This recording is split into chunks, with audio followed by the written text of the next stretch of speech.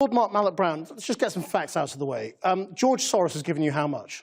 He's given our group £400,000. And are you going to give it back? Because that's what lots of politicians are calling for. Well, look, in the same way that, the whole theory here is that somehow, donors giving money to a debate inside the UK, shouldn't happen if they're foreigners. Well, I mean, look, half our British newspapers are owned by American citizen Rupert Murdoch. So you're not uncomfortable with him being foreign at all and interfering with British politics? This is a guy who fled to London from Hungary, whose early education was here at the LSE, who is passionate about freedom and liberalism here in the UK as around the rest of the world. And he's been putting money behind democratic and human rights causes globally for years and is completely transparent about it, and we're proud to have his money.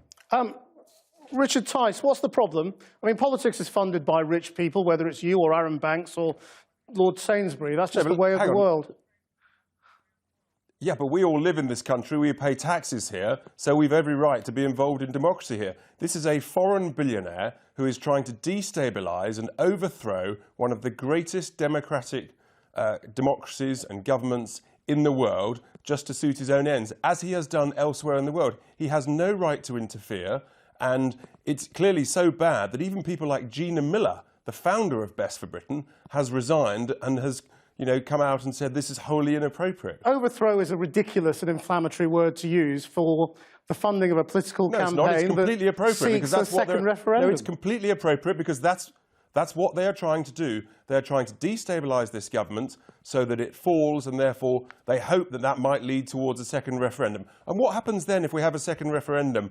And let's say, in the unlikely event that Remain win, so it's 1-1, what do we do then? Do we go best of 3? I mean, how ridiculous is that?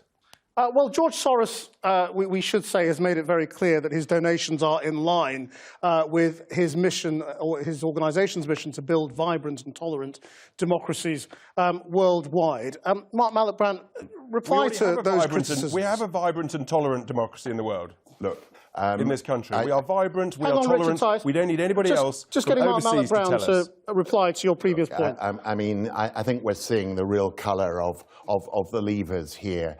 This actually should have been an extension of the North Korea segment you opened with, because suddenly we are our own Pyongyang, a country terrified of abroad, terrified of foreigners, suddenly declaring... But foreigners aren't allowed to donate to political parties, because that is interfering in British politics. Completely right, nor are they allowed to contribute during election periods. But this is not an election, it's not a referendum, it's a debate in this country about our future. And for that, whether it's foreign-owned newspapers, the massive contributors to the Leave campaign, Russians, millionaires of different kinds, frankly, there is a lot of foreign money in British politics, but it is offset, at least in our case, by the fact we've received more from small donors than we've received from George Soros. Tice, what do you want to say to that? Look, I just come back to the key point. It is wholly inappropriate for someone like George Soros to try and destabilise this democracy and this government. We've had a vote. The people decided. The government said we were going to implement the decision. Because he's an overseas.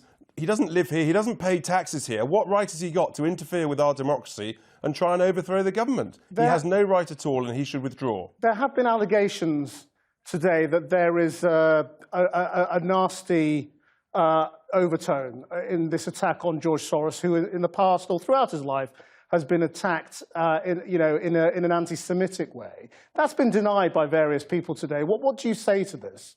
This allegation. Look, it's utter nonsense by people who are trying to basically thwart the debate and thwart the analysis of what he's trying to do. Look, that's completely irrelevant. The most important thing is, what is this gentleman trying to do to our democracy and to the 17.4 million people who won the referendum and have the right to expect for that vote to be implemented by the government of the day? Let's just get to the substance for a second. Of course, Michel Barnier today has made it clear that the government's position, in which they appear to have listened to your side and said no customs union, no single market, means there has to be border checks on Northern Ireland, on the border with Ireland. As you know, there are many fears about that. How are you going to get over that? Well, look, The reality is both the UK and the European Commission have said from day one that no one wants a return to a hard border. Yeah, and but he should Britain's perhaps read his conditions own Europe. No, have hang on, made it hear me out, inevitable. because you've asked me a question. His own. No, I'm sorry. There is a European Parliament report by one of their parliamentary committees that basically agrees with the UK position set out last August that using sensible technical solutions, there is no need for anything other than a completely soft border. So, you know, the solutions are out there. He's just using this as a negotiating tactic to try and get a better deal for the European Union. And he shouldn't play politics, you know, with this situation, because the solution is out there. It's very easy. It's what everybody wants. And he's just trying to play politics with it, which Has is Michel wholly Barnier, inappropriate. Mark Malloch-Brown, actually joined George Soros and the rest of you in trying to persuade Britain that this is a bad idea? You know, we're a majority now here in the UK. We're a majority globally. A lot of people are just dismayed to see Britain impose such a self-inflicted wound on itself. I mean, the simple fact is, you know, if you're not the member of the customs union or the single market, whatever technical means you use, there is a border. Soft, electronic, harder, we'll have to see which, but it's completely in breach of the whole Northern Ireland peace process and agreement. And it's just one of the many contradictions which this week the Brexiteers have been struggling with. They've been struggling with government papers showing that every part of the country is going to suffer because of Brexit. They're struggling with the contradictions within the Tory cabinet.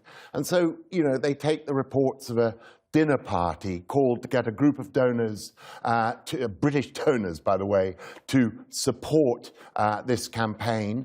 And what do? They kind of weaponize the dinner party. It should have been a small diary item, and claim, my goodness, there's a conspiracy afoot to undermine British democracy. This is, you know, fantasy land from people who've lost the real argument. Just reply to that, Richard Tice. Have you lost the argument and you're concentrating on dinner parties?